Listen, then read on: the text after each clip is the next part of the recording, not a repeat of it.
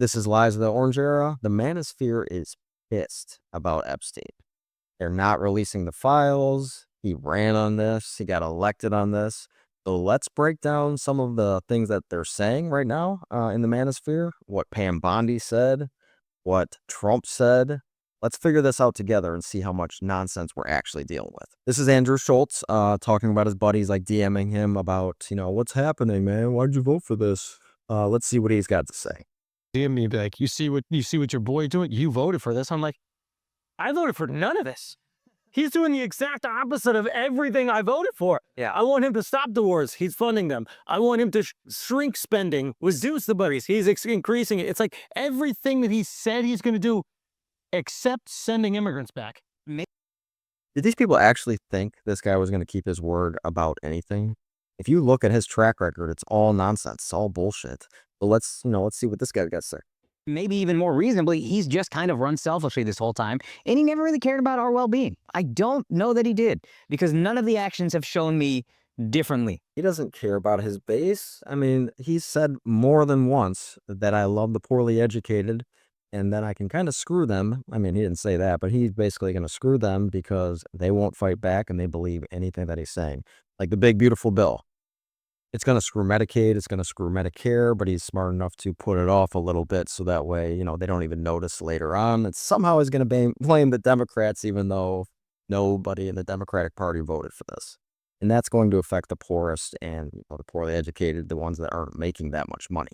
So the Trump administration says there's nothing to see here. It doesn't matter. So let's see how this audience feels on Turning Point. So right off the bat, that's a lie. You got Signalgate. That obviously happened, where you got the defense secretary basically texting war plans over a non-secure network. So I think that would be the first scandal.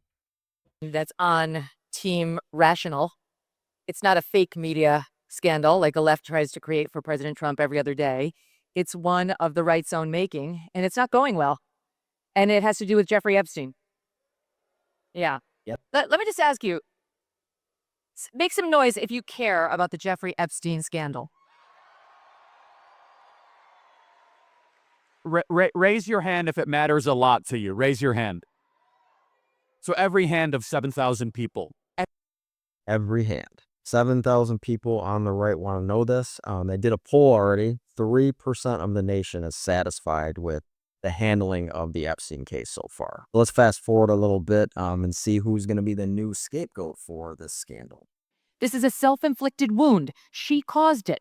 Again, I have nothing against Pam Bondi, but if you want to look for the villain in this story, we have found her. She is the person who's she's either lying now or she was lying then. There's no... Or she has no idea what's going on and just does whatever Trump says. You can say it's Pam Bondi, which is kind of disgusting considering he hired her. And she is the one that's supposed to be the attorney general focusing on the American people's safety, not defending a bunch of sycophants.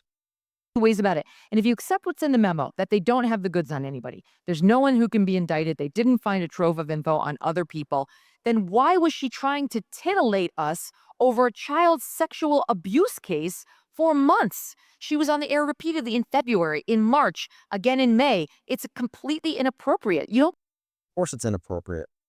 And then they say there's 10,000 hours of video. Like, of course we don't want to see that. But there's somebody responsible for those videos. So tell us who's responsible. Play cutesy with child sexual abuse material. So Megan, I don't mean to interrupt. I mean, first of all, you're totally right. But the media, you've been around the space of like hyper ambitious women.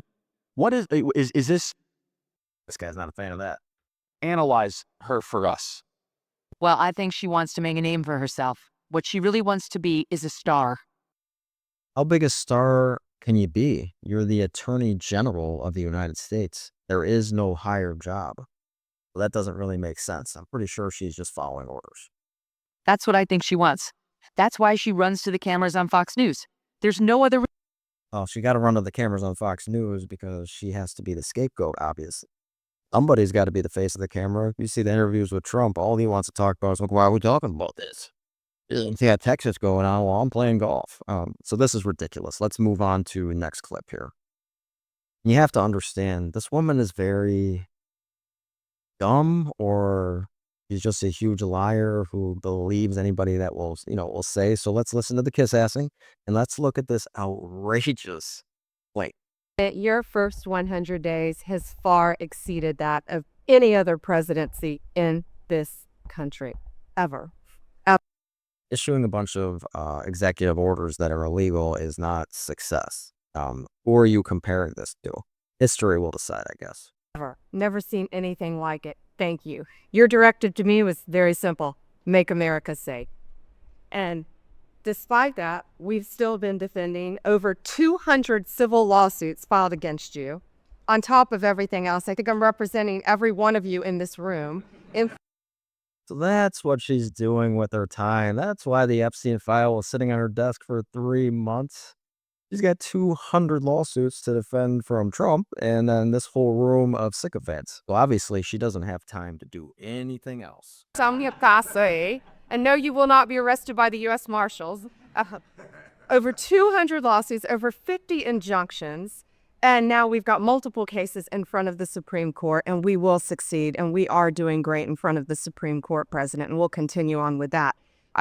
Well, when you don't follow the laws, yeah, it's pretty easy to succeed. At DEA yesterday, and they said to me, you, Donald Trump, have taken the handcuffs off of DEA agents. And as a result of, since you have been in office, President Trump, your DOJ agencies have seized more than 22 million fentanyl pills, 3,400 kilos of fentanyl since you've been your last That's a lot. 100 days. How many people is that helping?